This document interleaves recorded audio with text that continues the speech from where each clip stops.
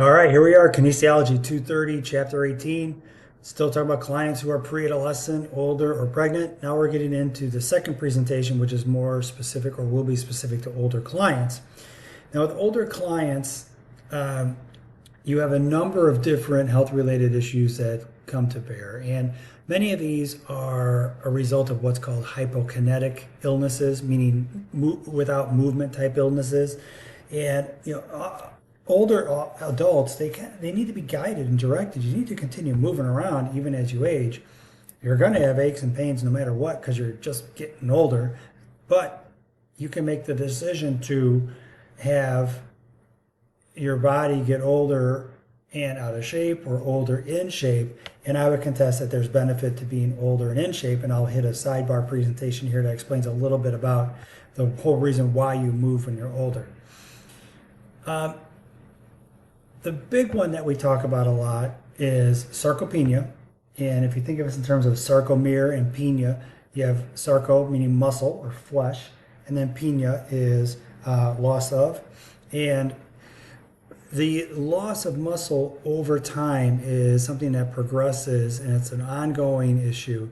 And it's a matter that happens as we age. And so in some regards, when we age, the act of strength training is a preservation tool, and there's many studies that you can research that are correlated to overall wellness and muscle strength, but also muscle density, as well as the actual amount of muscle mass relative to total body weight or total body mass.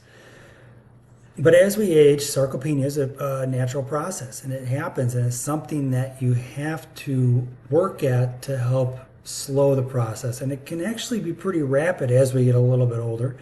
And if you have an adult who doesn't resistance train, they're going to lose 5 to 10% every decade.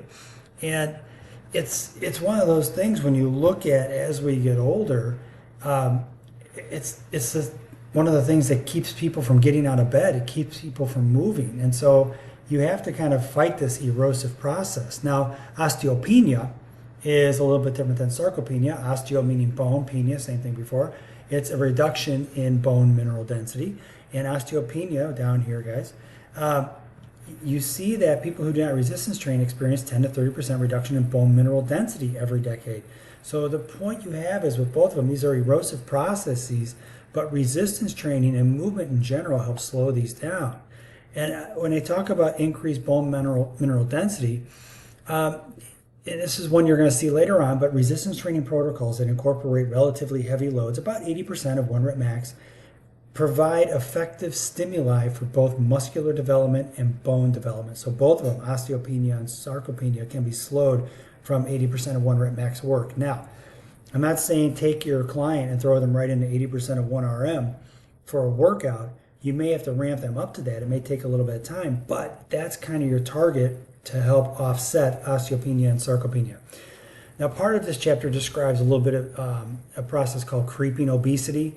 And as we age, we tend to lose muscle mass, and we gain fat, and we lose muscle mass, and we gain fat. So what ends up happening is you might still weigh 180 pounds, but you've lost muscle mass, but you've gained fat. And you start to have this conversation with clients regarding a 2-compartment model, where it's either fat weight or it's fat-free weight. And what I'm in the business of, and you will be as well when you're working as a trainer, will be the concept of I'm in the business of reducing fat weight and adding fat-free weight, whatever that fat-free weight may be. It could be muscle, right? That's what we're after in our business. But you can't control like tendons, ligaments, bones. You can't control the organs per se, but you're trying to reduce the fat weight and you're trying to increase the fat-free weight. Now, when you look at this in terms of a chart, and they go through this paragraph here and they kind of map it out, but this is really what they're describing, this process. At age 20, you're 126 pounds, and you have muscle weight of 45, fat weight of 29, but as we go through decade to decade to decade, the person ends up weighing, for example, at 30, they weigh 10 more pounds, but they've lost 5 pounds of muscle, right? And so you can do the math on that and come up with actually they've lost 5 pounds of muscle and they've gained roughly about 15 pounds of fat. So that gives us our 10 pounds. that two-compartment model doesn't lie. So the point you have is when you sit down and talk with people, you have to talk them through this process and be able to kind of guide them in terms of, hey, this is what your body looks like. And if you have a fat weight of 45 pounds, I can give you a 45-pound plate on the floor, and you can take it and walk around for the next half an hour, and it gives you an idea of how much extra weight you're carrying around. It's a visual that people can see. And so it becomes a conversation in terms of how do you actually pull somebody back when they reach 50 years old to lose some pounds and get maybe back into this range here to get to a different body fat percentage. And with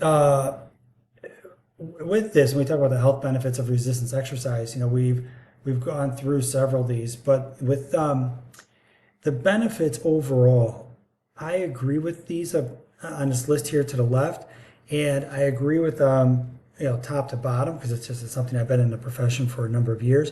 But I will tell you, it's difficult to get your people to really understand more than three different things here. Really, it's sarcopenia, osteopenia, and then to a certain degree, we're talking about body composition. But everything else that they list here is affected by having more muscle mass, less body fat, and having lower body weight. Absolutely.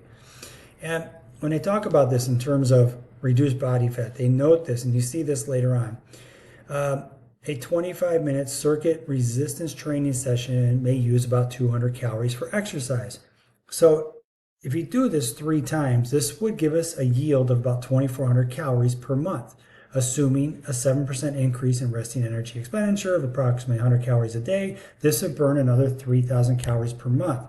The sum of these resistance training and muscle remodeling energy expenditures is therefore about 5,400 calories, which is equivalent to approximately 1.5 pounds of fat.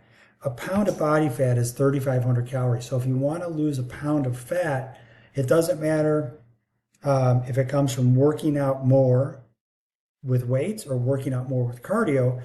You can burn your 3,500 calories in a real rudimentary way, or you can burn 1,500 calories and eat 2,000 calories less, or burn 2,000 calories and have 1,500 calories less being taken in over that time. So the point is, you're looking for net caloric expenditure. You're looking for burning more calories than you take in. And it comes from being able to hit the gym, hit weights, do cardio, and have a healthy diet, which we've talked a lot about in terms of workout and training. But this is going to be a question you'll see later on. And just remember, it's 3,500 kilocalories or calories per pound of body fat. So if a person wants to lose 10 pounds of body fat, well, it's going to be 3,500 times 10, right? It's going to be 35,000 calories that they have to cut somewhere in their diet. And that's going to have to be a cumulative process. Creeping obesity is usually caused from the exact opposite of this process, having a caloric deficit or a caloric expenditure that's low, a caloric intake that's high. And so as opposed to running a caloric deficit, they actually have a surplus of calories. And that's where the creeping obesity comes from. And it's also a lack of working out that minimizes the muscle. And the muscle is actually what burns calories. Cardiovascular fitness. Here we are on page 503. The health benefits of aerobic activity. They talk about summary of aerobic training health benefits, and then also exercise recommendations for adults. So let's get into this. With the circulatory system, appropriately performed aerobic activity stimulates the circulatory system to become more effective and efficient blood delivery network. And we've talked a little bit about that. The adaptations include size of blood vessels, enabling greater blood flow. Also a little bit in terms of the elasticity of the blood vessels as well. And then the blood, appropriately performed cardio training stimulates the blood to become more effective and efficient transporter. The physiological adaptations include increased blood volume, enabling greater transport capacity, and increased mass of red blood cells, enabling greater oxygen and carbon dioxide carrying capacity, meaning the 4 tops have a greater affinity for the oxygen molecules, right, and that hemoglobin that we talked about before. So with some of the guidelines, and this is from a 2019 position statement by the NSCA, resistance training for older adults. They recommend that older men and women progress to exercise resistances up to 85% of a 1 rep max, which can generally be performed from 4 to 6 repetitions depending upon the sets completed. Now, I will tell you again, you can't take your client up to 85% day one. You're going to have to ramp them up there, and it'll take a little bit of time, but I would kind of commit this little passage to memory for future use. And then with sets, the same position statement, they recommend that untrained men and women perform single set, which I agree with. And then you can add volume through sets, or you can add volume through increasing the number of reps per set. Take your pick. But what you end up happening is it's one set to start. Absolutely. Has to be. Otherwise, you're going to blow your person completely out of the water. And where they go with this is this 2-for-2 rule, which I'll get into here in a moment. If I get my stuff to work, there we go.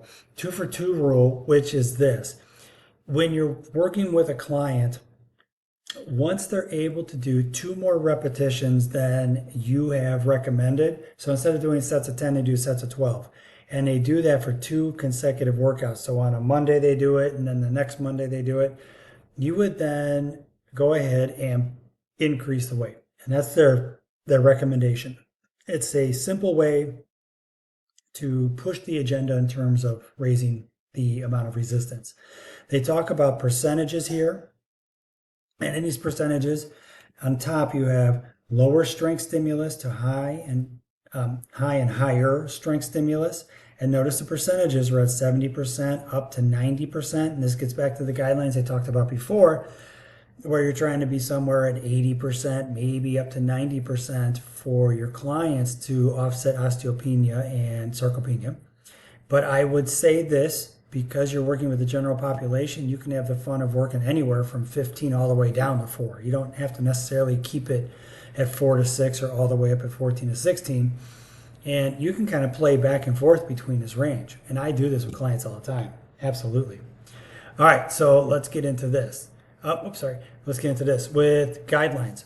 According to this guideline, we talk about the speed of muscle contraction. So older adults should include some high-speed concentric muscle actions using 40 to 60% of their estimated 1 rep max.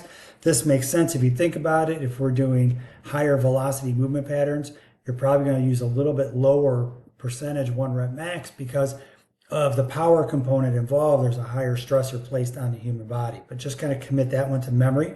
They talk about a little bit this Valsalva maneuver, where you kind of hold your breath, increase pressure, interthoracic pressure, to be able to go ahead and increase blood pressure to push. But for some of your clients, they might have high blood pressure issues, and this would be contraindicated. Valsalva, I think, is seen somewhere else. They talk about exercise intensity, and then they talk a little about frequency. So on this, if you use a RPE 0 to 10, and they say that moderate intensity aerobic activity generally corresponds to an exercise effort level of 5 to 6, whereas vigorous intensity corresponds to an exercise effort to 7 or 8. I would kind of just burn this one in because there's going to be a couple questions on that, if I remember correctly. And then with frequency, an older adult who chooses to perform both moderate intensity aerobic activity and vigorous intensity aerobic activity can do so for 40 minutes of walking on Mondays and Thursdays and 20 minutes of jogging on Wednesdays and Saturdays for a combined exercise total of 120 minutes. So what they're getting at here is this is a way to be able to integrate in different levels of intensity that might be anywhere between that 0 to 10 scale on different days. So with that, it's a way to kind of throw in different workouts. Now in here, this table, this is, they talk about certain things as we age, right? So we have just issues in terms of our health kind of begins to erode a little bit, but you have a greater propensity for injuries, you lose your flexibility, and you have this reduced tolerance for heat or humidity. There's a little bit that you have to consider when you're working with an older population, and these are just some of the things that you kind of have to think through when you're working with your clients. So with that, guys, I'm just under 15 minutes. I'm going to break off and go to the next presentation, and I'll be right back.